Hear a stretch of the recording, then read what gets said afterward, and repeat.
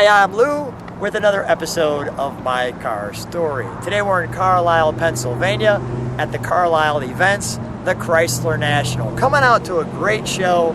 You'll see the description in this video and you can check out some of the great car shows they have. I'm with Mike Mason. Mike, you watch the channel. Yes, I do. And what year, make, and model do we have here today? A 1966 Chrysler Newport Convertible. Let's take a look at this one.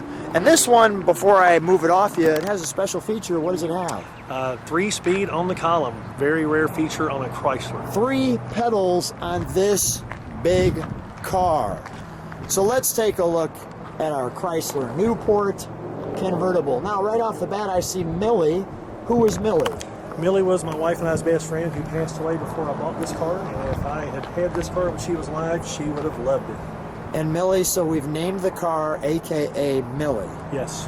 That is wonderful. I just want to show people, there's kind of some cuts here. And if I show you that angle, you can see how that juts out like that.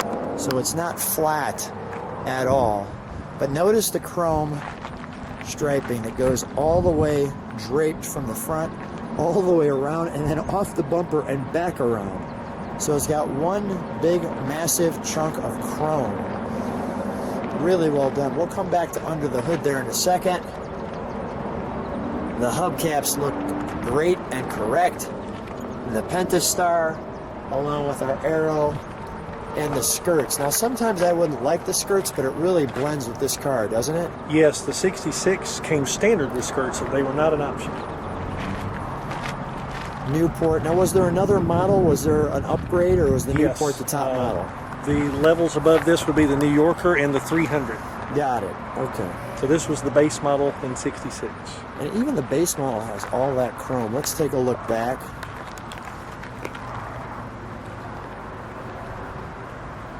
Let me stand on the side of this. I want to show this again. First of all, take a look at that quarter look there. That is one massive quarter. Let me even step back because the sun's hitting it.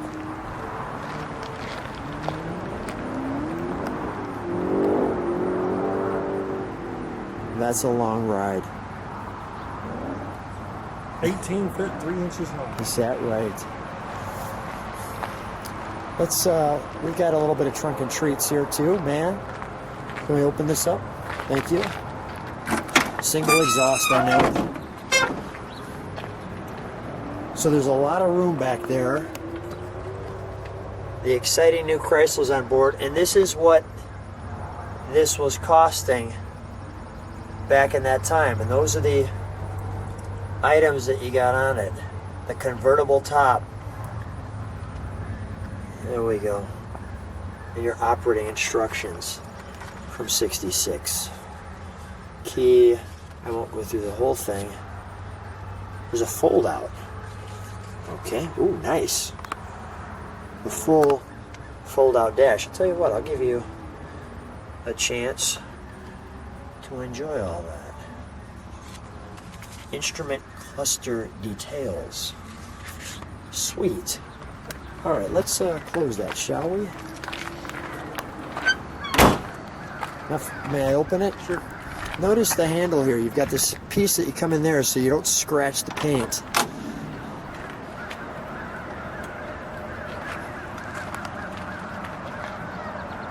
Big door. Let you take that in.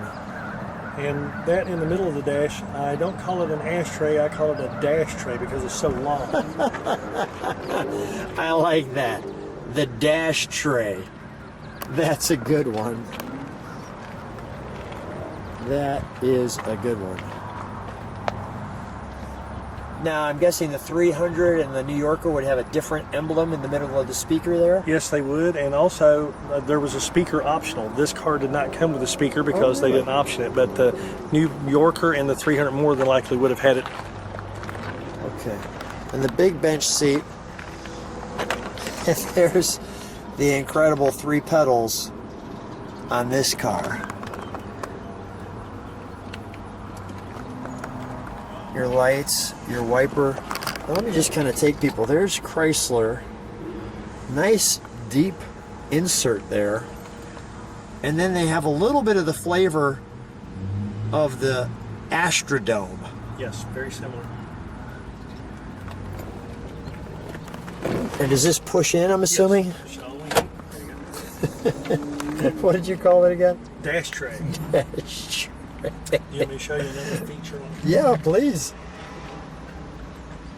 Show me any features you want. This obviously was an aftermarket air conditioner. In the glove box, Yeah. we have a Kleenex dispenser upside down. Came from the Look at factory that way. And this is where you would store your owner's manual in here. Sweet. Yeah. Good to know. Very cool. All right, let's take a look. And by the way, these are the original miles. Just turned over 50,000 on the way here. Wow. Wow. We're going to take it for a ride, of course. Let's pop the hood, shall we?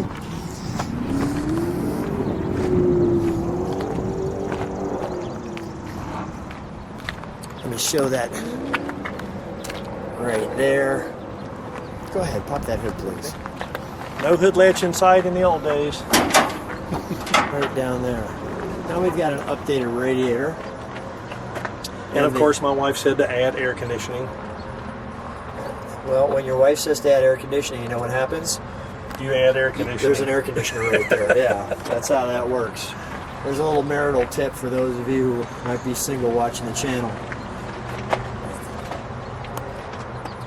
This is the original 383 two-barrel engine and still have the little squeeze clamps holding the hoses on. Very nice. Very rare. And then we've got an upgrade here on the brakes. Yeah, I had manual drum brakes in the car. Your wife told you she likes to stop the car too? Yes. I had manual drum brakes, and she said we need disc brakes. So I put four-wheel disc brakes on. Did she say anything else we need to know about the car? She loves it. All right, that's good. All right. So I was going to say I could just walk around. I should probably be interviewing her. She could tell me what she likes. She could. That'd be great. Let's fire it up, shall we? Okay.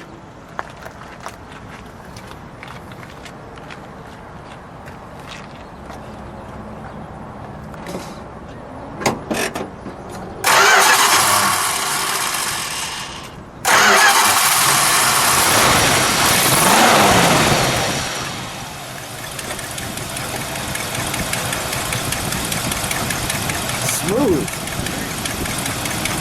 You did a good job. Let me just listen to it idle. Can you step on the brakes for a second?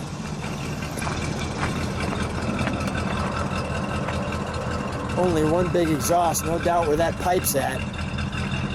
Just let it idle for a second. That 383 sounds good. Go ahead, give it a rev. Blowing all the rocks right out of Carlisle's parking lot. One more time.